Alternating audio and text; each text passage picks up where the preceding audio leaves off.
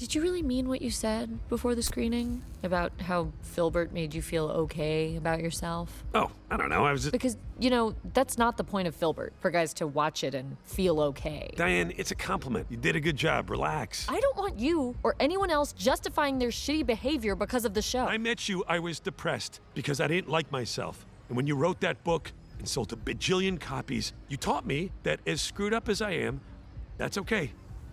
You did that. But if all you've gotten out of this friendship is the idea that you should be okay with yourself as you are, then I don't think this is a good relationship. So here's the thing about toxic masculinity in Bojack Horseman. Oh, jeez.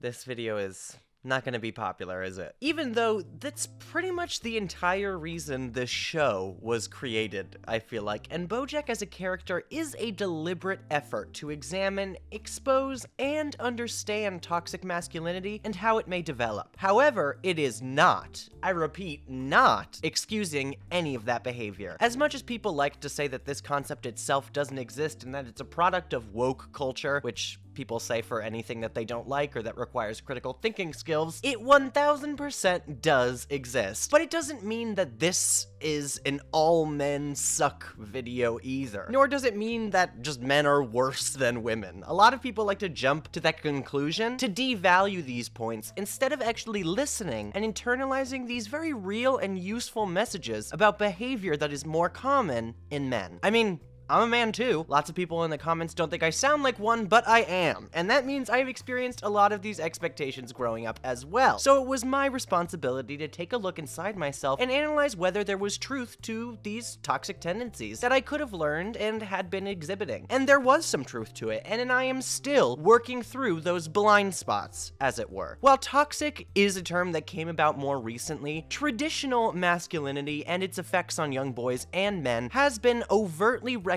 by the American Psychological Association. In general, these gender roles that many are forced into are always presented as a model for how a man or woman should act, without really recognizing the reality of emotional processing and how the human brain needs to operate to remain emotionally healthy. The superego, as Sigmund Freud defined, was the part of our personalities that would act as our moral conscience or guide, and one that was largely formed based on the societal constructs of when or where we were brought up. In Masculinities and Culture by John Bainon, it's asserted that masculinity is a child of culture, and it has absolutely nothing to do with the biology of the male sex. Maleness is not masculinity. This is evidenced by the vast differences in definition of what masculinity means throughout the course of history and in various locations across the globe. Bojack's analysis, due to its location, centers a lot around Western themes and ideas of masculinity, many of which I will review throughout the course of this video. But a great description of what this generally entails comes from Irving Goffman, who felt that men in America must strictly be defined as young, married, white, urban, northern, heterosexual Protestant father of college education, fully employed, of good complexion, weight and height, and a recent record in sports. And that any man who subsequently did not fit all of those descriptions would feel that they were less than the others. Now, this is definitely a bit dated, obviously, and is not a new description of what a man is expected to be, but I do think the sentiment and many aspects of this list do hold up in today's standards. And that the development of what is considered masculinity today stems from American social values that were pushed at the forefront of mainstream media. Masculinity's focus on the working husband is definitely a visible aspect in Bojack Horseman as a show, complete with the stay-at-home housewife and the notion that a man has to be the one to provide or else he fails inherently. While I don't think that this balance is impossible to achieve healthily, we can see how forcing ourselves into these roles affects our persona over time and our closest relationships, mainly through the character of Butterscotch Horseman. It's all about choosing what's right for you instead of settling into a role just because it's expected of you. Diane describes very early on in the series that Butterscotch, as a working class father, struggled to provide comfort to his wife and family for much of Bojack's early life, and subsequently felt himself falling up short, especially since his wife Beatrice was used to a more lavish lifestyle. When we meet Butterscotch, he's largely challenging those mainstream ideals of his time, aiming to be a writer and to join the Beat generation. But even when he seeks to work outside that typical high-end office job that was expected of him at the time, he still fell victim to many of the values that were instilled in men of his generation. One being his inability to accept criticism or get in touch with his own emotions. When his book idea is heavily criticized, instead of listening to that criticism, he turns immensely on those who offered the critique and adopts the exact opposite values to cope with the blow to his fragile ego, which is why he completely abandons the Beat generation after one attempt to connect with them. And over time, since he's not able to have any sort of healthy outlet for his emotions, he grows colder, crueler, and explodes in frustration much more often. And eventually, the pressure to become the ideal man of the time, complete with the corner office and affairs with his secretaries, overtakes him, and he settles into that role, eventually becoming a completely different and much more insensitive man than he was prior. He fully adopts that persona that he used to push against so hard, after everyone around him told him he wasn't worth anything if he didn't meet that standard, Beatrice included. Listen, I won't ever say their marriage was peachy, but at the very least, when Butterscotch is working at the cannery, we don't have any indication that he's stepping out on Beatrice. They don't have a great relationship and are constantly yelling at each other, but frankly, it doesn't seem as if he has the time on his hands to actually be cheating. Whereas when he gets the corner office, their relationship is officially doomed. Afterwards, he's much more aloof and detached, only really talking to his family when he feels the need to berate them, instead spending all of his time with other women, at the office, or in his study, also usually accompanied by women. He has completely folded into that modern American man who needs to demonstrate how strong and masculine he is through taking advantage of countless women working under him, valuing or actually caring about none of them. And one of the best parts of his character is that this masculine demeanor, this refusal to listen, became so ingrained in him that it eventually led to his death. He could not face the fact for his entire life that his novel was absolute crap, even though Beatrice pretty much told him so in their first interaction, albeit more jokingly, so he brushes it off as just flirty product. So when he finally finishes his masterpiece and publishes it, and someone completely, publicly pans it, he literally challenges them to an actual duel and dies. And in that duel, the moment that he decides to actually listen and consider the other guy's point of view, asking him if he actually read the whole book and what he actually thought about it, he falls and bashes his head in. Such a silly end, but extremely poignant for the absolutely tragic life this man led. I despise him, yes, but I also feel extensively bad for him. Common theme for most of this show's cast as a whole, honestly. Butterscotch was a man who never got to live the life he actually wanted. And as a result, by the start of the series, all we have is the man that Bojack was faced with, where after all this time, he is simply filled with resentment for anyone who suggested that he take this life since he's not fully satisfied. And these expectations also have adverse effects on Beatrice as well, not just Butterscotch. Not only because of his awful treatment of her, but because she was promised a beautiful life if she followed that traditional process. She saw through her own mother and father in her early years how well that balance can work, and how blissful life can seem, even if it was distorted after her brother passed away. It belonged to your grandfather, a man who knew what marriage meant. She went to college and got her degree, and I feel likely would have been more content utilizing her skills in a career. However, after she became pregnant, she could not face getting rid of the baby and instead resolves to step fully into that life that she was told she was supposed to be living. The stay-at-home mother whose only purpose is their children. But her husband, for the beginning of their marriage, doesn't really make the money to sustain that lifestyle that she's used to. And in the latter part, barely acknowledges her presence except to actually criticize her. And this is a large part of why she holds so much resentment toward Bojack and her life within that household, even after he begins supplying her with those finer things. She expects happiness and fulfillment to come with that role she and her husband play, but finds that the values that come with the role are hardly what were advertised. Another aspect of masculinity that is taught to us in the show is the refusal to acknowledge and process emotions due to perceived strength. Men don't cry.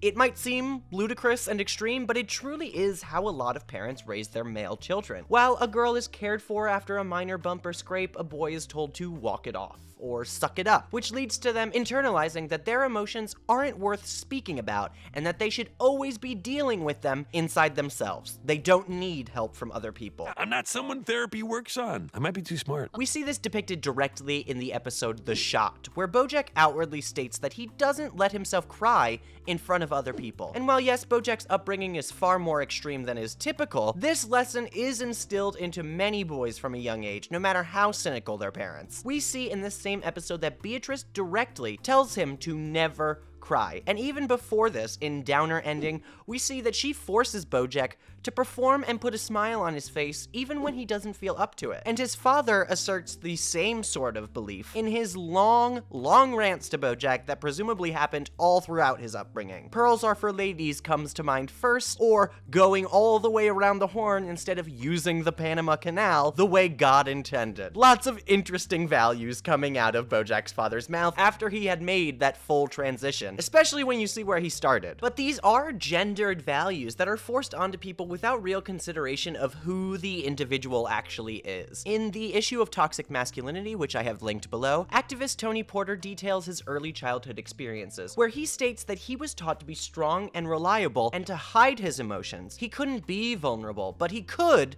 be angry. That was masculine. There's a really harrowing story in there as well about how his own father, not wanting to cry over his own son's death in front of the women of the family, burst into tears in front of Tony, his now only son, and then tried to ensure his son would never do the same and that he was wrong for crying at all. But the problem here is that outburst is inevitable. If you suppress your emotions that heavily, you are allowed to feel grief or sadness, and the more you suppress it, the more dissatisfied with your own life you are going to feel, and in many cases, the more you might take it out on those around you. Bojack was nearly forced to put up strict walls around himself to never allow himself to show any signs of womanly emotion, even around those who were closest to him. We saw Bojack's childhood. He has no real close friends or anyone he can confide in. It is just his family, which he must put on a stoic face for. And it's not just Bojack either. Consider Mr. Peanut Butter, who observes the same pattern, covering up all of his negative emotions with jokes, parties, and fun, ultimately resulting in outbursts of aggression. You need to talk to him. We don't really have the kind of relationship where we talk about things. Labs prefer to keep things playful. You know what they say about dogs. Talking to each other is rough. I'm serious, Mr. Peanut Butter. And I'm serious that you should drop it.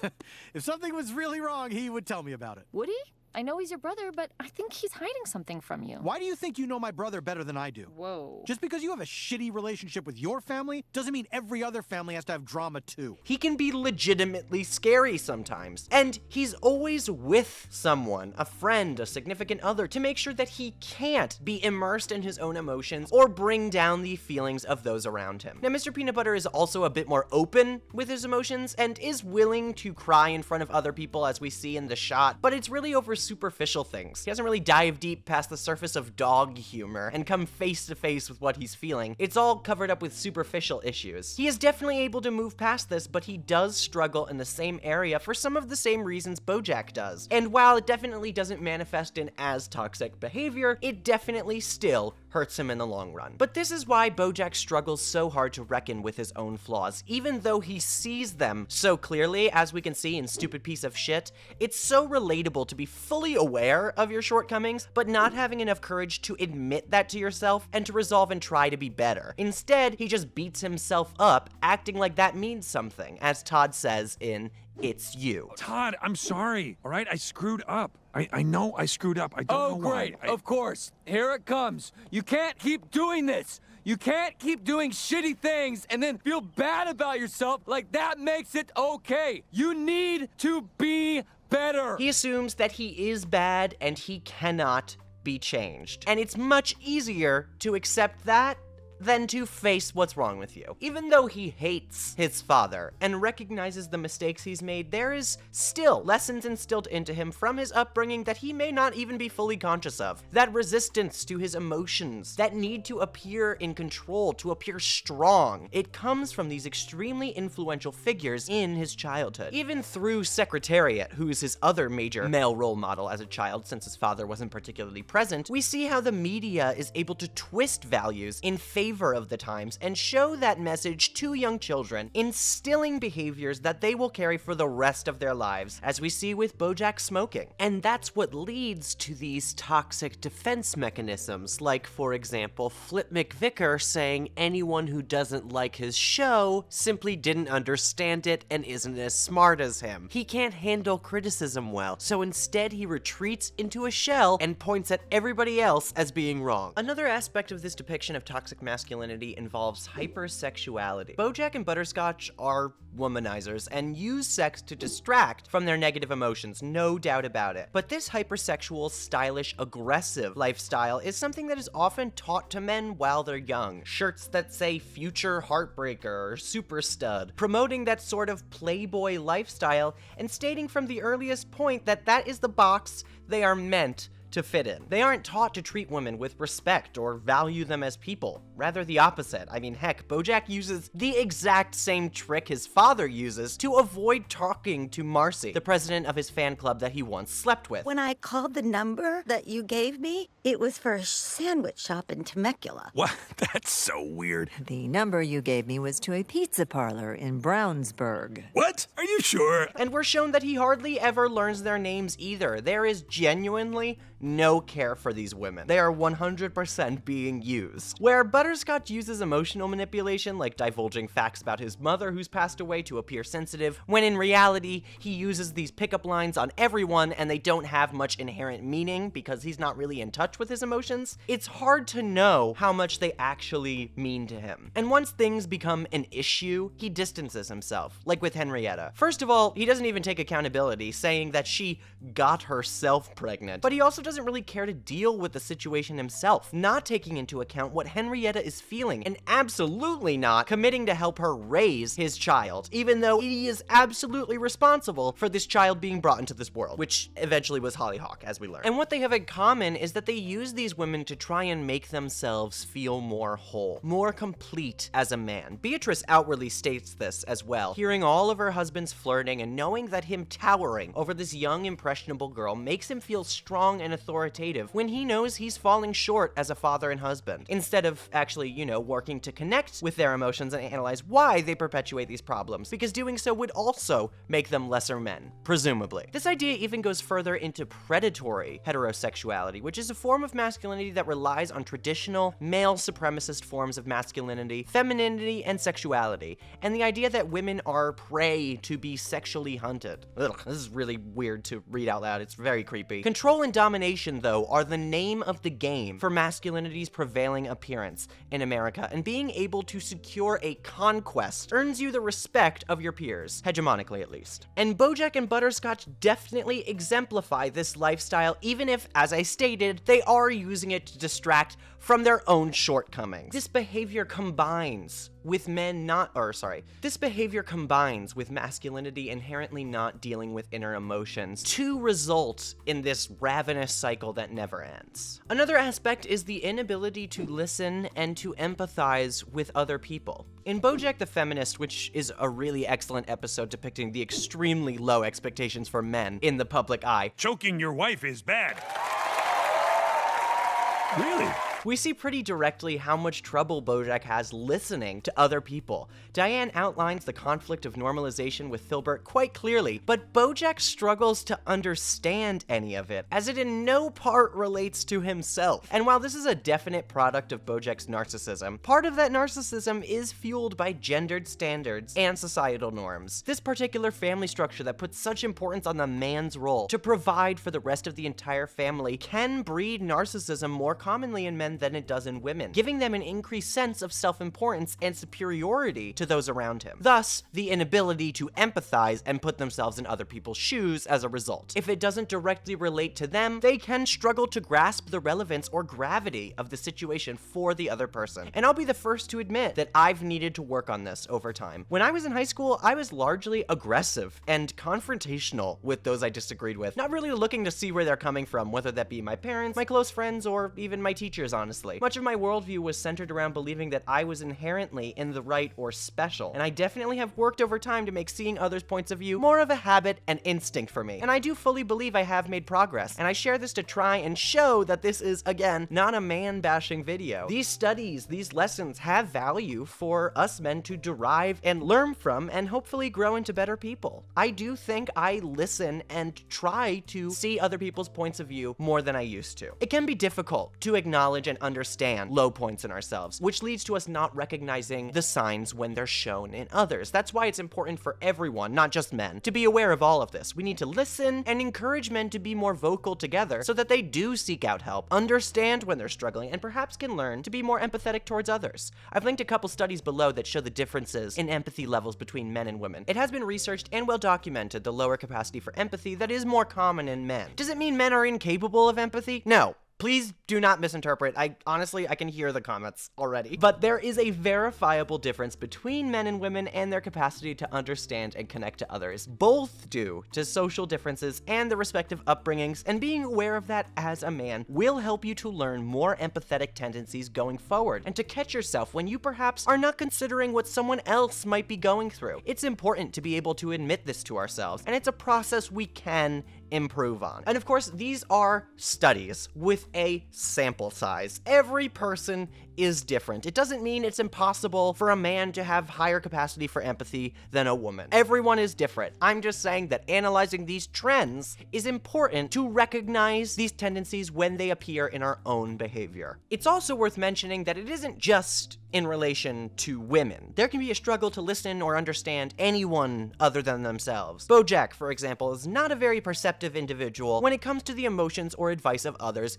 including his male friends. How many times over the course of the series does it seem like someone has given him the best advice of his life that could change everything, and then nothing changes? Or when he apologizes to Herb and thinks Herb is only mad at him because he cost Herb a job, because from Bojack's perspective, that's all he did. He can't understand how badly he hurt Herb emotionally by not calling him after the job. In fact, a lot of times, Bojack lashes out at those people who try to help him, mistaking their care for them viewing him as less than or incapable of taking care of himself. Like I've said many times over the course of this video, instead of being able to accept criticism and truly reflect on his own behavior, he becomes aggressive and confrontational to try and assert some control over the situation, as he was taught to his entire life. Or another example could be with Todd, how he can clearly see what Emily means to him, but he still chooses to sleep with her, knowing full well that it will hurt Todd. He just doesn't really care, and also can't see just how deeply this would cut Todd. He is too immersed in his own pain. He's selfish. He expects the "I was drunk and high" argument to work as it always has, not understanding just how much this relationship meant to Todd himself. And all of this behavior, all of these tendencies, result in the poor treatment and negative effects on others if it's left unrecognized and not dealt with. It's explicitly stated in the show that Butterscotch physically abuses Beatrice on a regular basis, namely when she criticizes his novel, which speaks to the point I was talking about earlier about his fragile ego. He has no other way to assert his dominance over her in these moments, and no way to critically assess the accuracy of her review, so he lashes out physically instead. And he'd be the last one to admit it, but honestly, I think this behavior comes from Butterscotch because he deeply needs to impress Beatrice in his own mind, and his consistent failure to do so is a large part of his philandering and emotional or physical abuse against her. Not that I'm blaming Beatrice in any way. Please don't take that in that direction either, because that is definitely not the case. Presumably, at the forefront of society at this time, Butterscotch's main job is to provide and make his family happy. He inherently cannot do that for Beatrice, and so he lashes out in other ways and largely gives up on impressing her at all, even though deep down, he still yearns for her approval. And this macho posturing continues in his treatment of other women who work underneath him. Again, asserting his dominance in any way he can to keep himself feeling as if he has value value to keep his self-esteem as high as he can, because as we all know, the Horseman family don't have positive opinions of themselves. And in Bojack's case, while not outwardly misogynistic or abusive, he similarly uses women to prop up his own self-esteem and attempt to fill a void that manifests from his feeling as if he did not live up to the standards that were expected of him, whether that be from society or his parents. Like Princess Carolyn throughout their many years of dating, or, as she puts it, falling in and out of love with each other. After the Bojack Horseman show tanks, we see, explicitly, that he states that he needs Princess Carolyn, and that she is the only one who can lift him out of the funk that bad press created. He cannot do it for himself. And while it's definitely okay to ask for help from those who are close to you, he is asking Princess Carolyn over so that she can make him feel better by having sex, pretty much. And that's exactly what the show shows us as well, as they cut to pretty much immediately afterwards. Over the years, Bojack calls her around whenever he needs a distraction, and, as we find out in the premiere, is not necessarily even exclusive with her either. He never lets her get too close, or is actually vulnerable with PC. He's just not really emotionally there for her in the same way when they're actually dating. In fact, he actively criticizes and demeans her when she offers advice and tries to help him as he goes to torpedo his latest project. I'm super glad that eventually these two form a beautiful friendship, and Bojack being able to be vulnerable and admit that he truly loves her is a crucial start in the best thing that ever happened. Even if he does push her away professionally shortly after, I do feel this was truly the start of their real relationship. And while Bojack definitely does care about Princess Carolyn now, over the many years that they were dating, a lot of the time, Princess Carolyn is not a person to him. She is a means to distract himself from his low self-esteem that continually gets lower as he sinks into his depression. I'd also specifically like to mention Katie from Spanish 1, bit of a deep cut here, who we're introduced to in a flashback to Bojack's teen years. As a result of feeling insecure and overwhelmed, he resolves to fit in by dunking on other people, including the only person at the party who was genuinely kind to him before he became overtly rude. He makes her leave crying, with no real concern for her emotional state or empathy for her situation, even though she showed him compassion when he was the one who was struggling. This also manifests in Diane's treatment through Mr. Peanut Butter, who is largely ignored and not really considered when big decisions are being made in their life. The biggest conflict in their marriage is the fact that Mr. Peanut Butter pretty much barrels forward without considering her wants or needs. He throws her surprise parties, makes big gestures without talking to her, and overall doesn't really consider what she would think of any given situation because he himself would really like receiving these gifts, playing into that idea of narcissism and a lack of empathy that I was speaking about earlier. Not to mention that he decides to run for governor essentially without talking to her about it at all, and then when he stands directly against where she told him she would be on the issues, he's surprised. I don't understand it. As well, in Hank After Dark, Mr. Peanut Butter pretty much makes Diane's crusade against Hippopotamus off limits, even though it's critically important to her. And you know what? People have called me out in my earlier Diane videos for excusing Mr. Peanut Butter too hard here, and saying Diane was out of line for going after Hank Hippopotamus. And while I do stand by the fact that it isn't healthy for Diane herself to single-handedly take this all on her shoulders, they are so right for calling me out on that. Thank you to everyone who commented that kind of thing. Because if Diane wants to publicize this issue, she should be able to. That is something that's important to her personal values, and asking her not to care or to ignore those issues is asking her to ignore a fundamental part of herself. And he does the same thing when he runs for governor, has to support fracking, goes against her on guns, and pretty much challenges her at every single turn, not really letting her be her own person. And it isn't just with Diane either. This is an issue with largely every woman that Mr. Peanut Butter has been with, save for Pickles, because luckily he had undergone some growth by that point, largely thanks to Diane herself. Also, again, people are gonna go too far in the other direction and be like, oh, so Diane's perfect? No, she's not. That's not what I'm saying at all. Overall, though, Mr. Peanut Butter is a fantastic example of how to use your experiences to learn and grow as a person. And that toxic masculinity doesn't doom you to be a bad man for the rest of your life. He spent much of his life perpetuating this cycle, but the important thing is that he was able to discover the underlying issue and face it. He even ends the series confidently single, resolving not to really date until he figures out himself and what he wants as an individual. And I think that is such a beautiful end to his arc and an excellent example of utilizing the knowledge of your own toxic behavior to your benefit, evidenced by the fact that he is not leaning on anyone else anymore. And through that, he's going to learn to listen and be more empathetic. But despite all these pretty overt messages, it began to become twisted in the public eye, and Bojack was used by men who were comparable to him in real life to justify and excuse their own awful behavior, which is the cause of season 5 analyzing itself through Philbert. Fun fact, Harvey Weinstein mentioned that he enjoyed Bojack, and the creator, Raphael Bob Waksberg, became genuinely unsettled after hearing about it. After all, the show was criticizing people just like him,